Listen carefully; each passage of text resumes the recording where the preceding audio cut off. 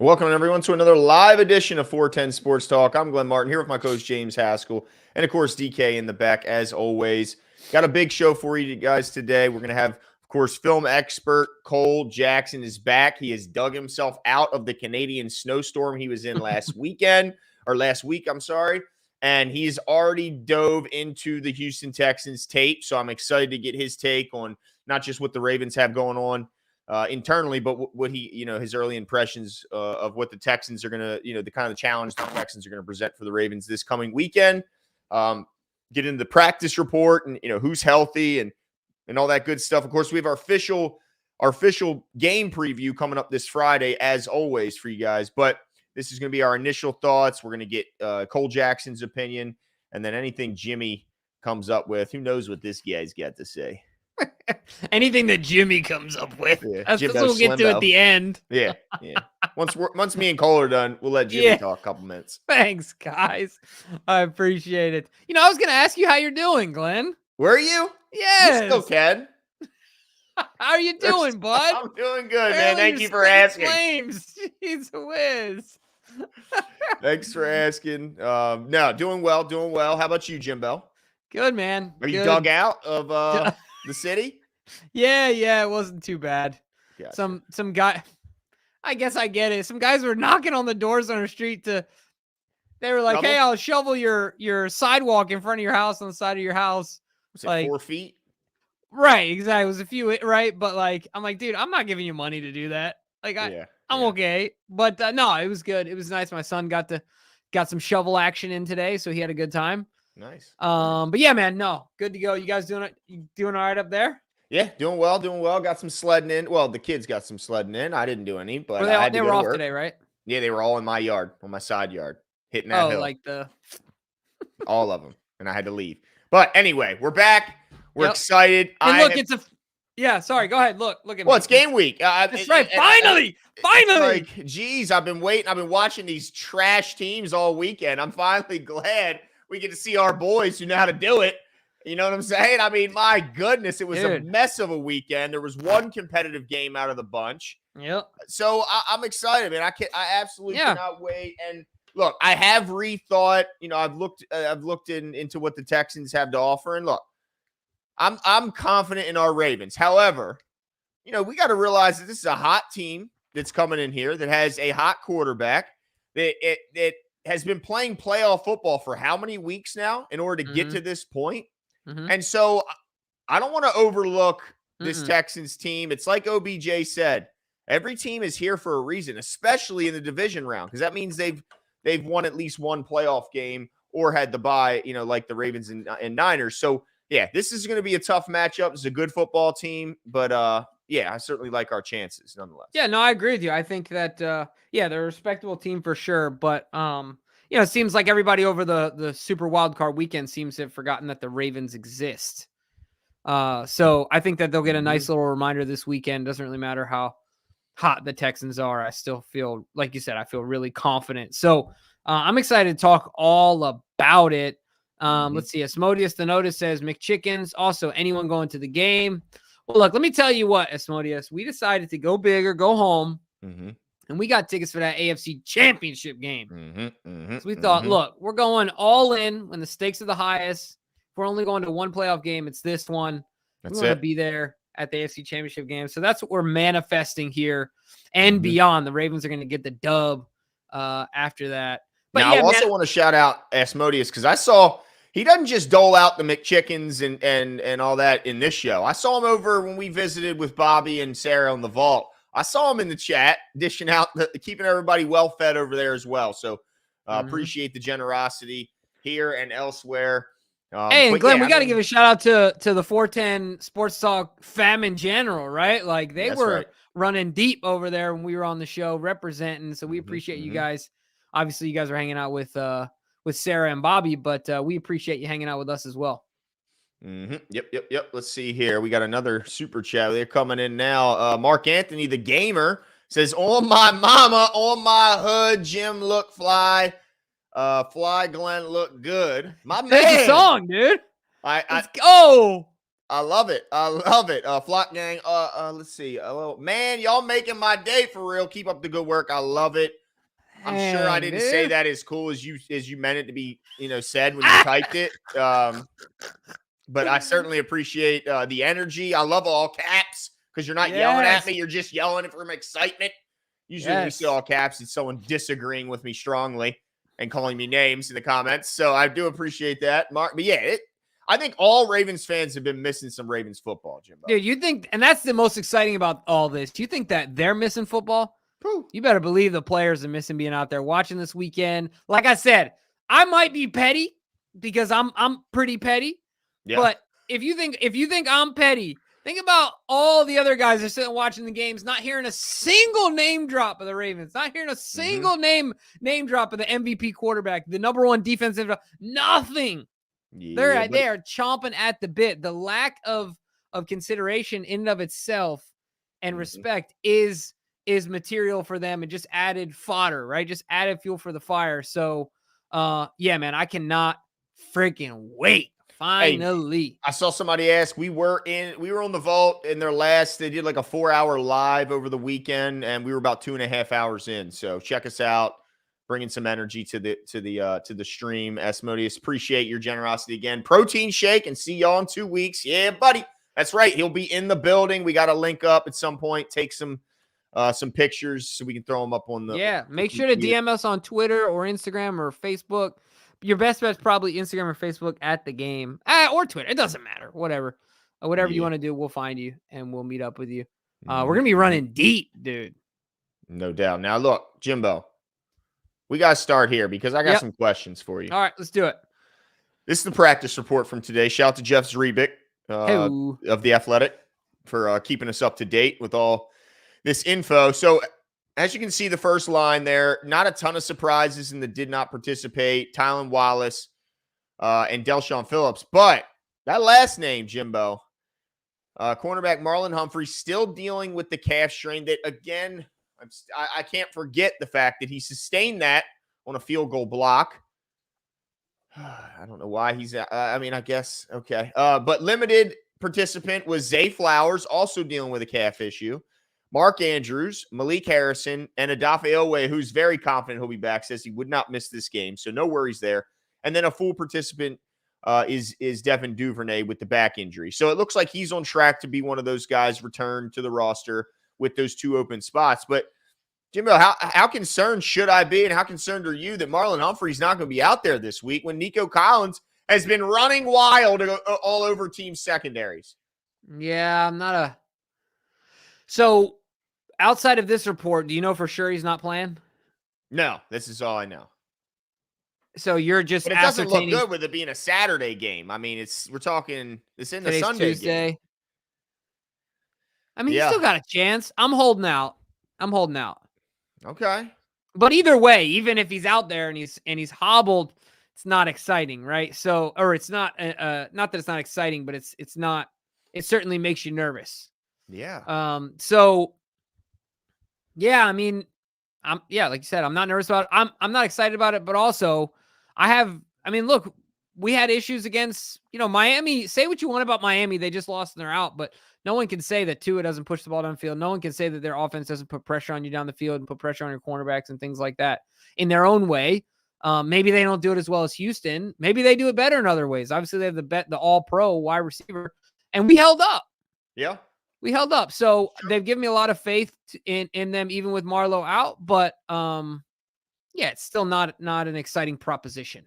Yeah, that daggone calf injuries, man. I just wish he was not out there trying so damn hard on like an extra point block. It was either an extra point or a very short field goal. I can't remember. Is when he got hurt. And it's just like, why is your all-pro corner out there trying so damn hard? Half the guys just loaf on field goal block. This guy's out here trying to get off and get the block and doinks his calf. It's just frustrating. But hopefully he'll be out there. And like you said, I mean, it's the good news is he doesn't need a ton of practice to get ready with, the tenure he's already got behind him. But it certainly be important. He's got to get out there at some point before the weekend. So we'll have to monitor that. But Jimbo, we can't wait any longer, right? I mean, No, we fresh cannot cut wait any coals, longer. dude. Fresh cut coal, dude. Not just fresh cut, but putting up some serious numbers on YouTube. And I want to appreciate everyone in the chat who's helping, to help grow what Cole's doing over at Road Graders, making us all fans smarter, watching of the football. Like, I mean, just go watch his channel, go sign up. But here he is. No more delay. Cole Jackson, how you doing tonight? Ladies and gentlemen, Boys, okay, listen, we're a family-friendly show, so I'm going to ask everyone out there listening, put on the earmuffs, put the earmuffs on the little ones. That's oh right. boy. Oh boy. It's fucking playoff week. Let's fucking go. It just it's a different feel. Okay. Sorry, I had to get it out early. I let out a couple cacaws before I got in here too. We're good to go. How's it going, boys? I am fired up. I cannot wait for this game. I have already watched the Texans-Browns game like 4 times. So ready to go. Yeah, and we're excited. And we're equally excited. Can't wait. Just a sleeping giant right now in the Baltimore Ravens, but we're really excited. One of the things Glenn talked about is really excited to pick your brains about that as well, about the Texans in and of themselves. Yeah. So I'm already excited that you're confident in the team, being that there are some people that are a little nervous about, hot team coming into town off of a team that hasn't played meaningful football in 3 weeks. But early analysis of the Texans, offensively speaking, let's stick to the offensive side of football. What do you like? What do you see coming? Maybe not like, but what do you think is good, right? Coming out of Houston. I mean, CJ Stroud, that kid is so goddamn impressive. Throwing dots out there. Very, very high level processor. For a rookie to be that efficient at looking off safeties and kind of baiting guys, he's got that next level spatial awareness where he kind of knows what's happening on the backside of a read, and then he's looking to the front side of his read and getting the defense to adjust to his eyes, and then immediately transitioning and quick decision making. So I'm really impressed with his game. One thing that I will throw out there, because it really, it was staggering to me how many coverages the Cleveland Browns blew. Now, part of that is that type of, he's manipulating the safeties, he's making them bite, that sort of thing. But it was just really poor DB play. A couple of those big plays where they beat them deep. It's not necessarily I'm not really saying they didn't earn them, because they did, but also you just haven't seen that type of, it reminded me of early last year Baltimore Ravens, where it's holy shit, we just gave up another 60-yard touchdown. That type of stuff just hasn't happened this year. The way that these corners, these safeties are playing with discipline, the way that they're keeping the ball in front of them, I think it's all super positive for lending itself to this week.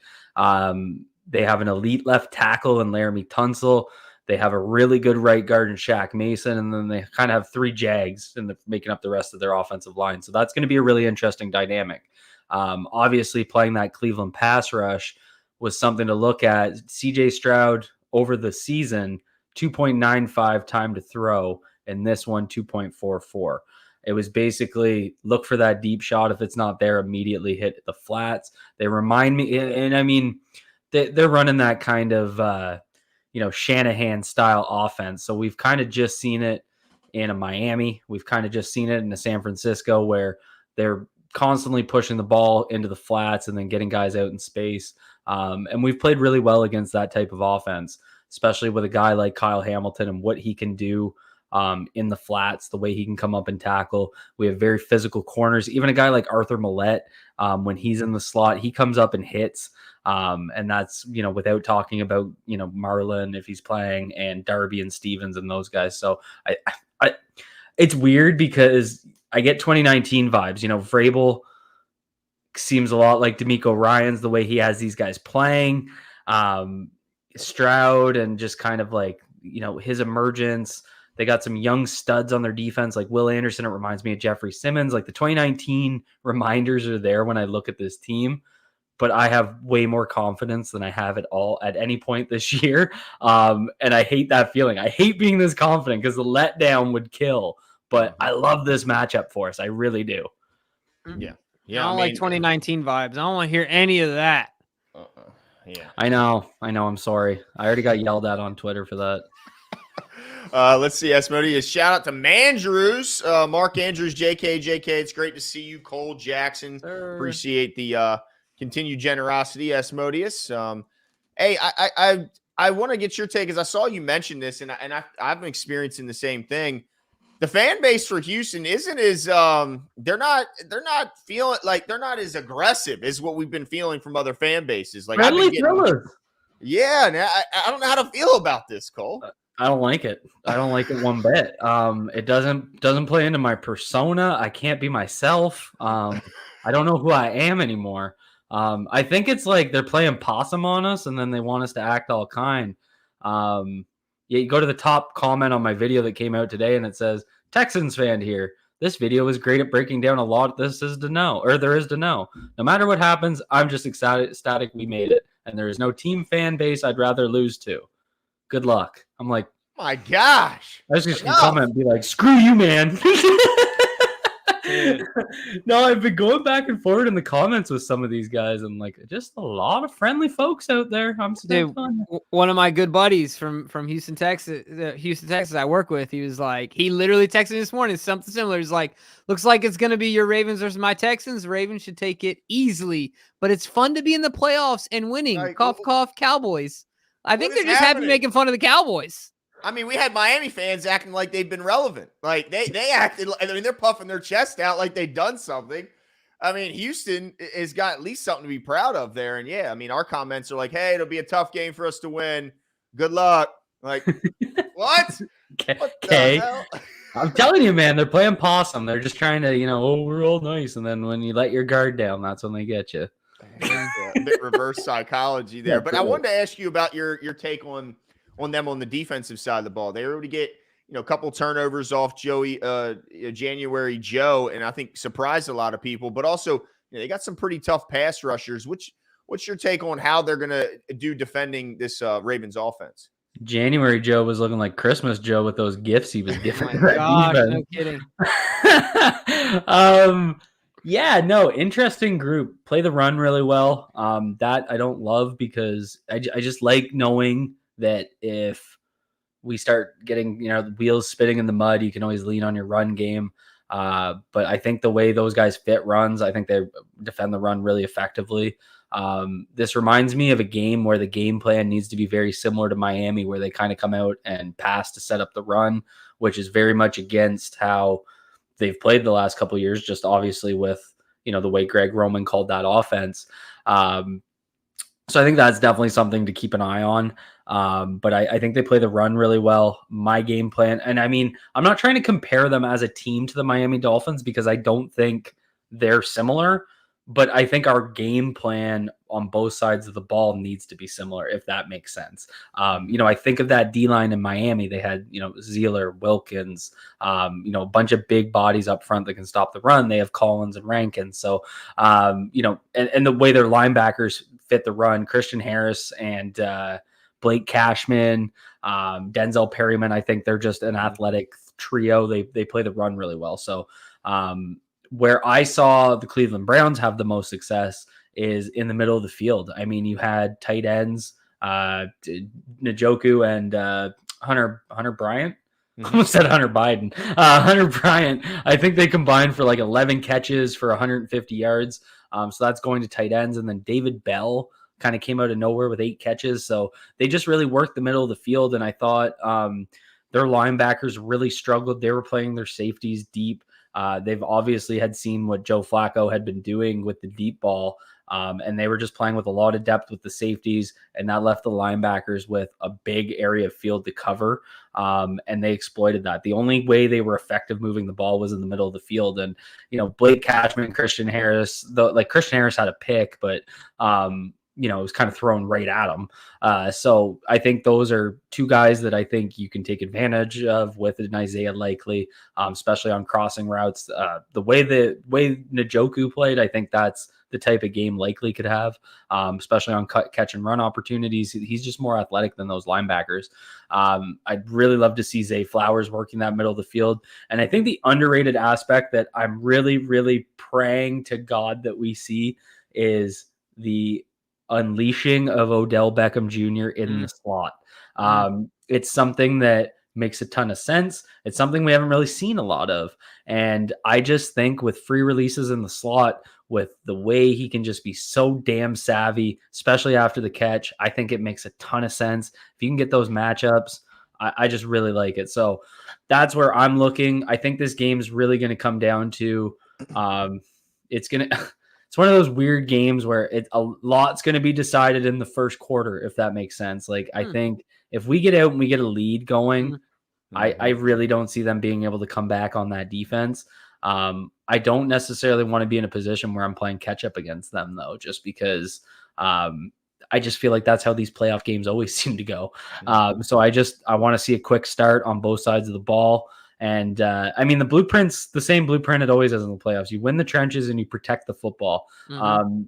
Everybody talks about Lamar Jackson in the playoffs. It's been beaten to death. It's exhausting.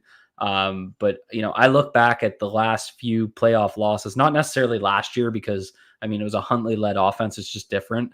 Our offensive line was kind of booty in both. So, I mean, that's something that offensive line needs to come out and be dominant in this game. Yeah. Now, what's there to be said about two things? One, about, them coming up here and playing in cold weather.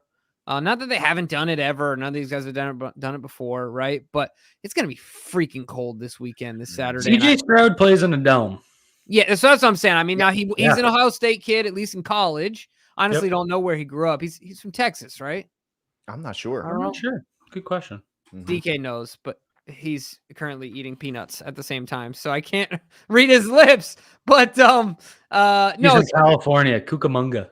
Oh, Rancho Cucamonga. Nice. Yeah, so he's from Southern California, so he is not accustomed to the ways of the cold weather outside of Ohio State. So two parts to my question. Do you think that actually has an impact on this game and what they can do offensively or even defensively? And then two, how much do you buy into the idea that John Harbaugh is just an incredibly experienced coach, and even more in the playoffs? This is a young team coming to Baltimore and a young coach in his head coaching tenure, right? Like, how much stock do you put into that advantage for the Ravens? Yeah, on the weather issue, it's just one of those things where, I mean, I played high school ball up in Canada, right? So I mean, it's November, we're playing in snow almost every playoffs. Getting hit when it's that cold, it hurts. Like, it really does. It's not a fun day. And so, it does make an impact, right? And it's you kind of saw it in that Bills game. I think the only reason the Steelers were kind of in when it was 24-17 is that just kind of played to their type of strength. They needed that kind of, call it like a back alley brawl type game where it's just kind of more about the physicality, but the Bills just kind of pulled away at the end.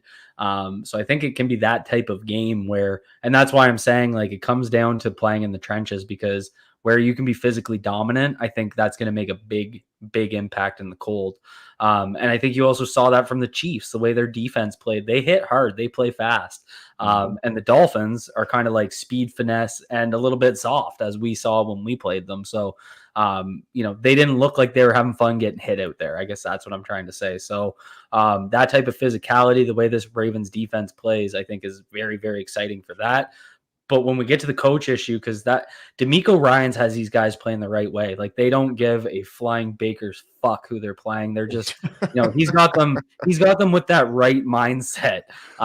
So I just, again, I know people don't want to hear it, and I don't really want to say it, but reminds me a lot of Mike Vrabel getting those Tennessee Titans guys playing the right way. So I'm sorry, but there's a lot of similarities that are going on there. So I just think, no Derrick Henry. No Derrick Henry. No Earl Thomas. I think that's more important. He won't be getting a car wash before the game and then getting his ass thrown backwards.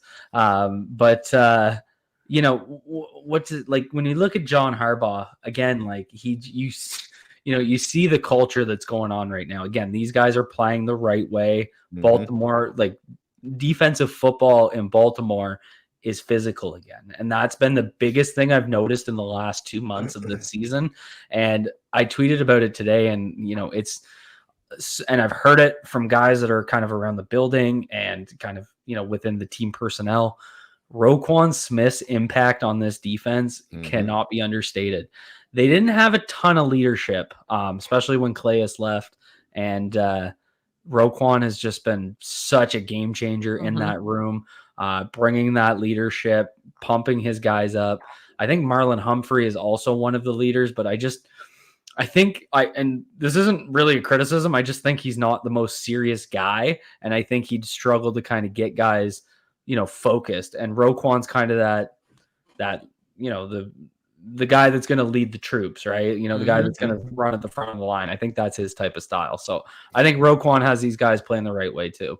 A real quick follow-up, because somebody sent us a shout out to Kylie Green. She sent us a message via PayPal using the QR code on the screen instead of a super chat. So I just want to get this up real quick.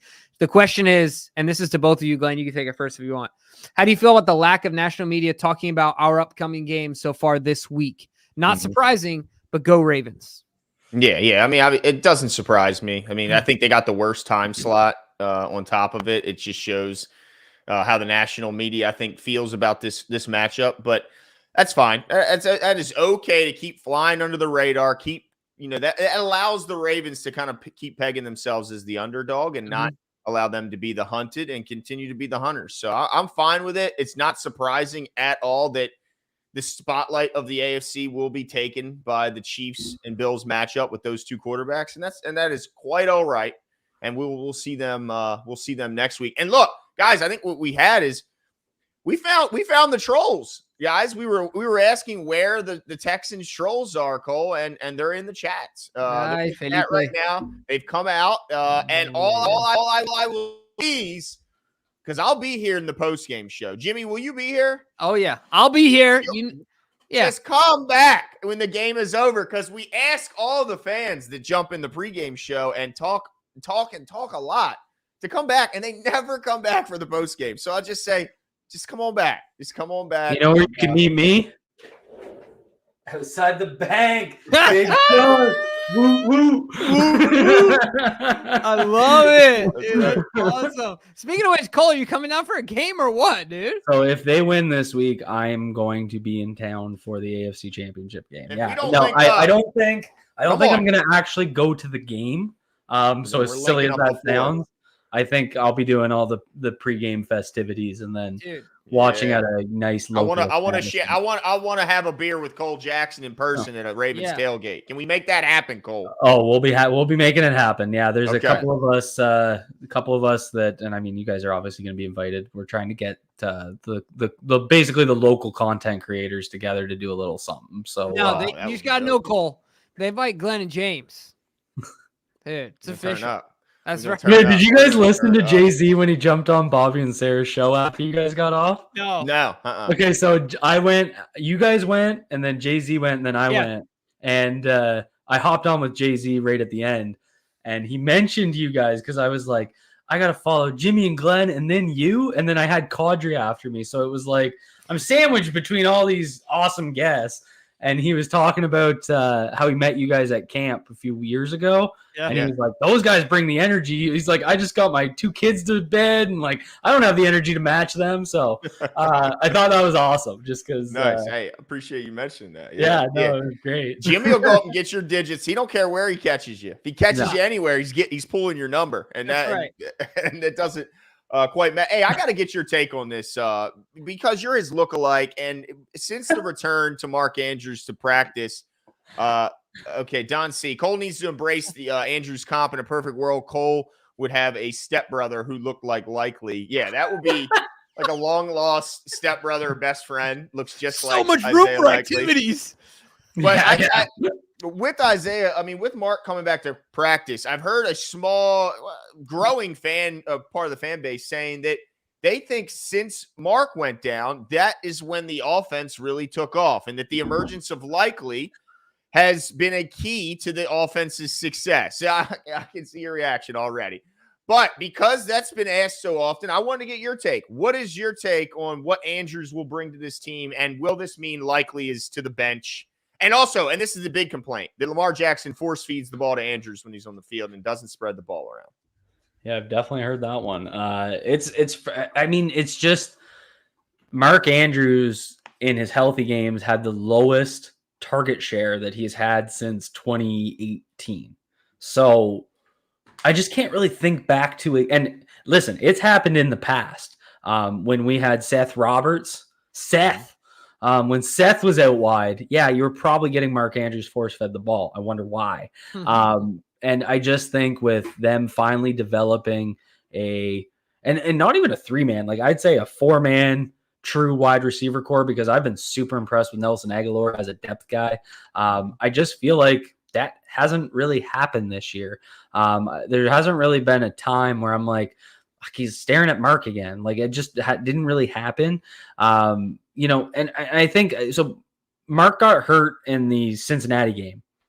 And I think what people are forgetting is we went into Los Angeles and played the Chargers and only put up 20 points. So, I mean, that was kind of like Likely's first game in. He had 40 receiving yards. What really happened, in my opinion, is they hit their bye week and then they came out and just looked like a completely different offense. Like it was just something clicked on that bye week. So you could say it was, there's just not really a reason for it to be Andrews leaving. I think it had a lot more to do with the circumstances.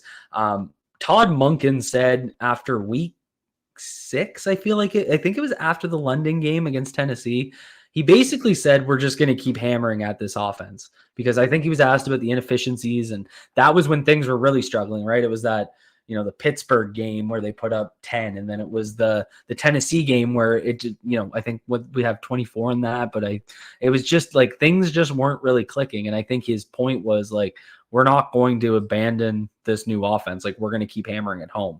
And a lot of the analysts, if you look at a guy like Kurt Warner, I know he's not the most popular guy in the fan base, but he said they need to just keep hammering away. So I really think a lot of it was just this offense implementation took a little bit longer. It took into the regular season than you would have hoped for. But I just really didn't feel early in this year that there was a time where we were forcing the ball to Andrews. I did feel like that in the past because I think we had to, because we just didn't have the offensive playmakers. But you saw his target share drop on film. You just don't see that type of, staring activity. So I do think, though, this really showed that Likely needs to stay a part of this offense. And so what's Mark Andrews' role going to be? It's going to be pretty limited, especially if he plays this week. Today was a huge step forward. I really don't think he's going to be active this week, though. It's like when he got back last week, what I was told is it was still 50%. Like he's just kind of, out there jogging type drills. And today was a good day from what I heard. But I just really don't know if he'll be active. If he is, he's going to be in a few packages. He's not going to be playing a full slate. So what can he bring over this playoff run? I think he'll be in a more regular role if they get to the AFC Championship game. But I still think it's going to see a lot of Isaiah Likely. I really think they could use 12 personnel more, especially in the run game. That was something that they didn't do as much of early in the pass game as I was hoping for. Every time they went into 12, seemed like they were running. They didn't mix it up enough. And that was kind of reflected in Isaiah Likely's targets. So that's kind of my take on that situation. I know a lot of people disagree with me, but I just really feel strongly about that. Yeah. Gotcha. Okay. Yeah, well. Now, I just want to throw this out there as a quote to stir the pot. It's like one of my favorite things to do in life. So I'm just going to throw this out. Dude, I love it. So I don't know if you guys have seen this. Either of you, I want to get you guys' faces first before I switch tabs. Either of you seen Brett Favre's comments on this game? No. Okay. All right. I'm sure they were really well thought out. Yeah, though. quote. This is direct quote. I think the Texans take this one. CJ Stroud is a true gunslinger. Lamar didn't throw a single touchdown versus a young Texans defense week 1. His leg talent will only take them so far. His leg talent. So he stopped watching football when he After week watching. Did he miss December? Oh, it's so frustrating. I mean, it's not shocking, I guess, but man, dude, what does this guy have to do to get the haters off his back? I guess I don't even think winning a Super Bowl this year will do the trick. I really don't. I think they'll find a way. That's unbelievable, dude. Is that real though? Because I know there's been a lot of fake. I feel pretty good about this one. Gosh, I feel pretty. The person that retweeted it has multiple thousands of followers. So I feel pretty good Jeez. about it. Yeah. This guy, well, that guy's he's got enough problems going on. Just quit sliding into DMs, quit stealing charity money. I mean, that guy he's got a whole lot of issues that he's got to take care of. That guy's a bit of a goof, but a heck of a football player. I just love how quarterbacks win Super Bowls and win MVPs, and they think they're the smartest guy in the world. It just blows my mind, the confidence. It's like, bruh, you throw a football. Chill out. You're not a rocket scientist. Like, you just I sparked Glenn on that one, didn't I, Cole? Former Green Bay quarterbacks and saying stupid things on shows. That's basically what we're seeing. Basically. But like, I mean, this is one thing that really impacted the touchdown thing. Gus Edwards had 13 touchdowns this year. I think like 7 of them were from the one. Like, one of the, and then you like, I'm looking at the play-by-play in the Texans game, and their drive to put them up 15-6. So it was a 20-yard pass to Zay, and then a 19-yard pass to Zay, and then an 18-yard pass to Rashad Bateman, and then a 2-yard pass to Zay, a 5-yard pass to Dobbins. That got them to the 2, and Justice Hill ran it in. So it's just one of those things, right, where, you know, if you don't watch the game, if you just kind of brought up the box score and saw that he didn't throw a touchdown, but he threw 17 for 22, and then you see a drive like that where it's like they methodically moved the ball through the air. They just didn't score on it in the air. It's just like, that's why you got to watch the games. That's why, you know, actually paying attention and watching is really important. But it gets lost on some people. So maybe it's a lost art. Maybe actually paying attention is a lost art. That is absolutely a lost art. Ask anybody that scrolls social media mindlessly and doesn't know how to pay attention to anything in their own lives. Yes. So this is the thing that I wanted to mention.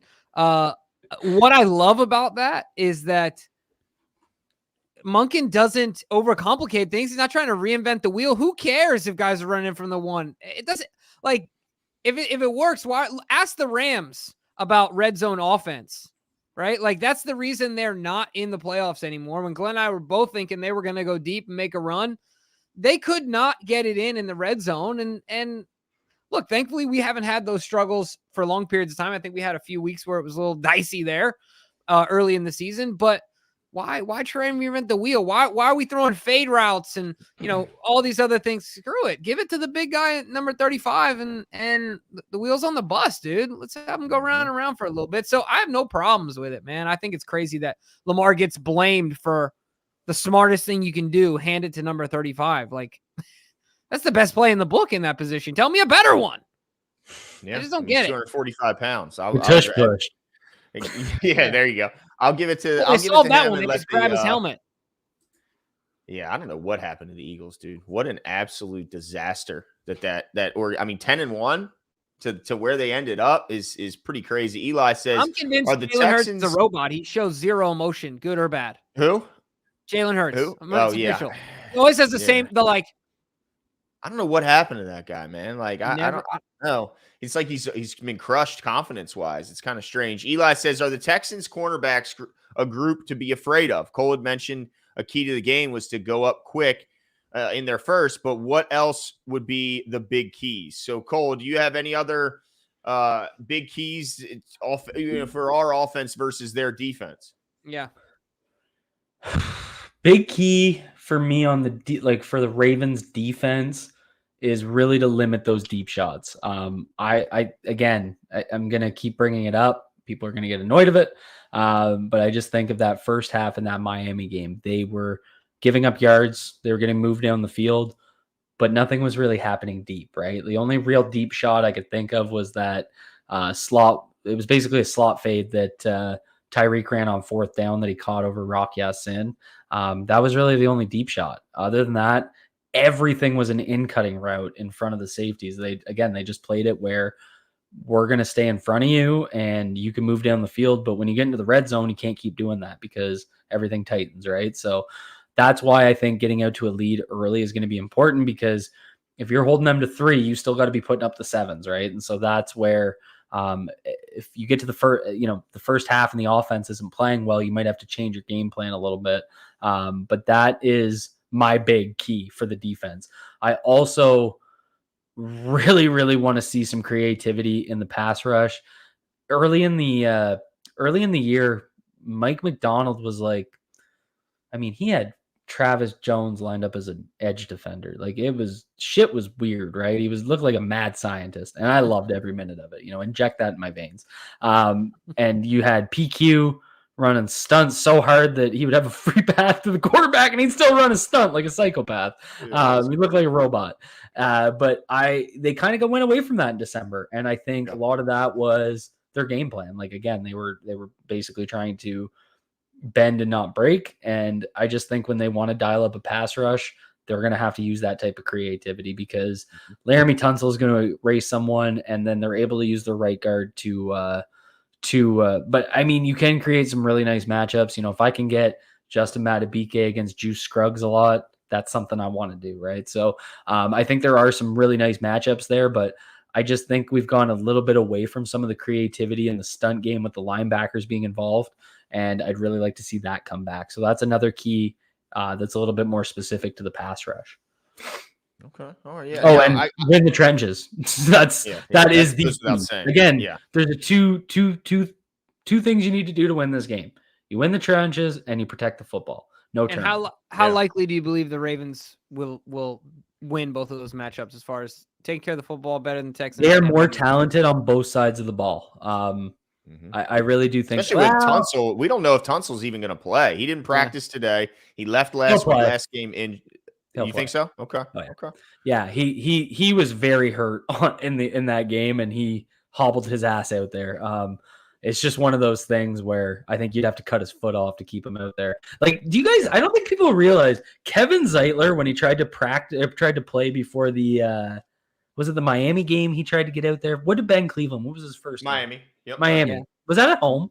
Did we play that at home? Yeah. Oh, okay. yeah. Okay. So Kevin was severely injured, and he said he's not at least going out for warm up. And they basically went out there and he couldn't walk. Like he was that hurt. And it's just like some of these guys that are, especially offensive linemen, they will do anything they can to play. So I think you're going to have to cut Laramie Tunsil's foot off to keep him out of a playoff game. But I do think he's going to be a little bit banged up. And again, they worked their game plan specifically to get that ball out quick so that it wouldn't, they were already doing it. But then when you got Myles Garrett against a banged up Tunsil, so that's something to keep an eye on. But I will alter that a little bit because I do think their defensive line is underrated. Jonathan Greenard might be one of the more underrated pass rushers in the league. He's going to see a lot of Morgan Moses. But one thing that I think gives us an advantage with these edge rushers, I'm actually going to do a video on it on probably Friday. They are true, except for Derek Barnett, who's really kind of thrived on Houston. I don't know what happened there. He basically left Philadelphia and is a better player. It's weird. But they're true speed rushers, like they're edge rushers. And that's not necessarily what has hurt our tackles. It was guys that were able to basically work the anchor of Ronnie Stanley. That was kind of the biggest concern. So I think that actually plays really well to the Ravens' advantage because I'm not sure Greenard's pretty good at it, but Anderson's not quite there yet as like a true speed to power conversion player. He's going to get there. Like he's going to be an elite pass rusher, but he's not there yet. So I think that gives them a little bit of an advantage. All right. So these rotating tackles can get it done. All right. Yeah. After this, I got a question for you. Masi says, "Hey Cole, do you, but angry Browns fans who blame one, the rest, and two, overlooking the Texans and taking them for granted for defeat." So, I see what he's asking. Yeah. So I guess he's saying because the Browns rested their starters in week 18. And some are saying that threw off the momentum that they had, especially offensively with Joe sitting out that last game. I mean, how do you overlook a team that's, ranked one ahead of you? So I don't think they overlook them. I think the princess story of like it struck midnight and Joe Flacco turned back to a pumpkin. I think that's what happened there. I was trying to make a Cinderella reference and I was like, I forget how that story went. Close enough. I fade out when Scarlett's watching it. But the rest thing, rest versus rust, it's one of the more interesting debates. I can't the result doesn't always tell you the answer neither, and that's that's the tough part. Yep. Yeah, and what I try and do is pay attention to the players because I think they would know more about the experience of it. And I just remember listening to the Kelsey podcast and both Travis and Jason being like, you take that, like it was about the bye week specifically, but I mean, the concept is resting in week 18 or having a bye week to rest. And he was like, you take that bye every single week. And then Travis was like, fuck yeah, you take that bye week. So, I mean, those guys who have experienced it, both from the Eagles and the Chiefs perspective, I think that's kind of, it's hard to how can I argue with a guy that actually played in the game? Like, I understand the logical thought of rust, but there's so many, like, the Ravens are getting so many advantages by getting this extra week of health. Like, just getting Kyle Hamilton to back to normal is I can't underrate how big of a step that is. Last week, he probably would have been limited a bit this week. And then it's not that he wouldn't have played. He would have played, but he would have been hobbled a little bit. So just, you're gaining Kyle Hamilton and the sharpness thing. I mean, I really like what John Harbaugh did this year. A lot of people are always like, he's kind of getting old. He's stuck in his ways, et cetera, et cetera. They completely changed the way they prepared for this game. They went to the stadium and like, sure, maybe that means nothing, but it shows that he's actively trying to address a problem that he acknowledges occurred in 2019. I don't think as a coach, you can ask for much more than to at least change the way you're doing it. Right. Yep. So I think that's super positive. Yeah. You got to appreciate that. And also, I appreciate Baltimore football history in the chat bringing this up because I saw it during the game. Cleveland's defense was a totally different story on the road. They gave up 30 points on average on the road. They were dominant at home, but not necessarily dominant on the road, whereas the Ravens defense certainly travels and has showed that they're, as good on the road as they are at home. Now, I want to get your question on this or your take on this because Dalvin Cook signed here and me and Jimmy said, look, it's fine for depth, low risk, potentially high reward. What's the harm in getting it? But everything I'm hearing, and then when I saw in the last game is that, maybe this guy is going to have a bigger role. And it's certainly encouraging that any role we need, a 3-down back like Dalvin could potentially fit any role that we ask of him to fill. So what was your initial thoughts when he was signed? And what are your thoughts today on what Dalvin can do heading into the playoffs? Yeah, I think I missed the week after we signed him. But if you would have asked me at the time, like, would you sign him? And my opinion was to the practice squad, sure. Because, I mean, there's really no downfall to having someone on the practice squad. And this was before week 18. I was like, I'm pretty happy with Melvin Gordon. And then Melvin Gordon, again, turned back into a pumpkin and fumbled the ball. And, a lot of basically early in this year, I thought he was playing solid. He was protecting the football. There were no fumbles. He was running hard. I thought he was, making good plays in the pass game. I was pretty happy with him. So what I've noticed, and this is a little bit of I wouldn't say there's a lot of evidence to this, but it's just something I noticed. But when I kind of see people from the team advertising him a little bit more on social media, it makes me kind of raise my eyebrow. And it's like, they seem to really be focusing on Dalvin Cook. And I was just talking about this in a group chat with some of the film folks. This feels like a week that would have been really, really nice to have Keaton Mitchell, just as like an explosive guy out of the backfield. You get a little bit of that with Justice Hill. Gus Edwards is your hammer. I think they might give Dalvin Cook a look early and really see if he can get things going. And I think one thing we've seen in the month of December, Todd Monken calling a lot more zone concepts. If you go back to Delvin and his pinnacle with just called the Minnesota Chiefs. I don't even know why. With the Minnesota Vikings, he was one of the best zone running backs in the league. Like that was how he kind of, did his best work. Even if you go back to Florida State, that was his best work.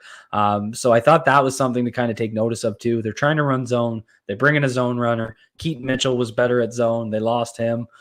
There's a huge opportunity for him to kind of step in and really get an opportunity. So I do wonder if they'll give him a look early and then ride the hot hand if it goes well. Yeah, man. Well, look, we're excited and looking forward to it. Cole, you got us pumped up. We're super grateful for it. Thanks for coming on, my man. Of course, let us know. We'll reconvene after this game. We don't want to look past the Texans, but if you're coming down, man, you better gotta meet up. We'll meet you at the airport with a sign that says Cole Jackson ready to pick you up. But if you're having you said a content creator like meetup, I want to be involved for sure. Hell yeah. Yeah, dude. Hell yeah. Yeah, no, I'll definitely, we got to figure out. I mean, I think everyone's kind of in the same boat. They're a little like, really don't want to bring that bad juju and plan something when we aren't there yet. But yeah, I'm so excited, and like, just so you guys know, if I meet you in person, I'm a hugger. Mm-hmm. I'm a hugger. Yeah. All our fans seem to be so, and we embrace it. We absolutely we embrace love it. it. We'll put I one love on it. you. Let me get the arms around you, Cole. Let me get the branches around you. But seriously, boys, thank you so much for having me on Yes, again. thank Everybody you. out there in the chat, thank you guys so much. Yeah, keep crushing it, man. I hope everybody knows I really pay attention to who's watching. I see a lot of people from this chat over on Road Graders getting involved, and I appreciate the hell out of you guys. So thank you so much. Let's go. Make sure you guys go check out Cole. Follow him on Twitter, of course, at Cole Jackson FB, or check out his Road Graders YouTube channel. Cole, thanks again, man. We'll talk to you soon. Caw! Hey, love it. Nice. That's Guys, awesome. just so you know, we're getting Yeah. ready to hop over and hang out with Ing Raven for a little bit, so we will be putting some content up with him that's going to be recorded tonight. I don't know exactly when it's going to be put up, but let's get to these last few super chats because we appreciate all the time and donations from and appreciation from all you guys. Before we head out here, how do the Browns feel?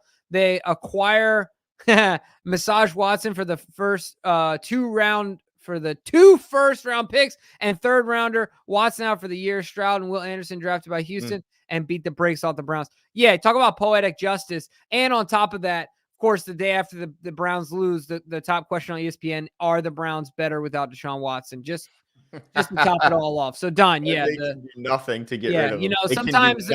Sometimes karma does have a way of, it's beautiful. And you know what? For a while, the Browns were making some good moves. Like I think they got a good GM and Barry, who's from a couple minutes up the road here in Bel Air, which is pretty cool. I think they got a good coach in Stefanski.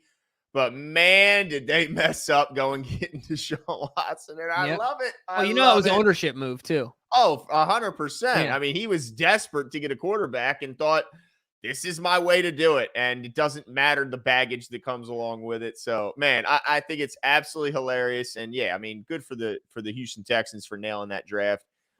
Too bad it has to end this weekend. Appreciate the generosity, Don C. Continued support. As always. No doubt. Let's see here. Mossy says, hey, guys, do you feel officials favoring their darlings, Allen, Mahomes versus the Ravens? Who would you rather play? And NFL wanting T Swift in the Super Bowl conspiracy? Well, Jimbo, I'll let you answer this, Jimbo. Are you worried about the biases that may be happening from the officials? I do tend to find myself being a little concerned about these things, but this is what I'll say. The NFL, follow the money. The NFL and the opportunity to make money. I firmly believe that from a monetization perspective, there's more money to be made off the name of Lamar Jackson this year than there is off of any Taylor Swift.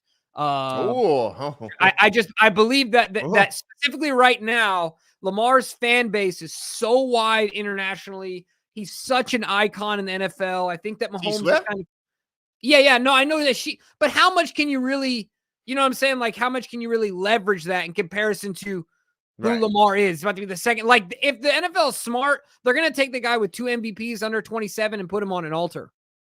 Yeah. Or like, if they got a brain, which I like to believe they do. So if the NFL is favoring anyone, I like to think that from a monetization standpoint, look, that's not what happens, though. That's not what happens. They take advantage of situations. Yeah, to create storylines. Right, but it's got to create itself. It's got to be organic. Yeah, I agree with you. They do not let it sculpt who wins and loses, or else what the hell are we doing watching? Now, the announcers can say whatever they want.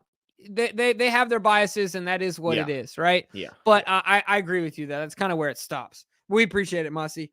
But all right, let's get to this last one. Sean Pisker says, just wanted to remind you guys how much I support your stream and enjoy the show. Let's pray for our Ravens and get a big win this weekend and get a step closer to Lamar's ring.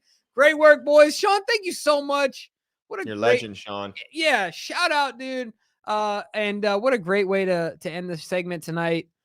Man, let's go. Sean, we can't wait to have you on right after the win.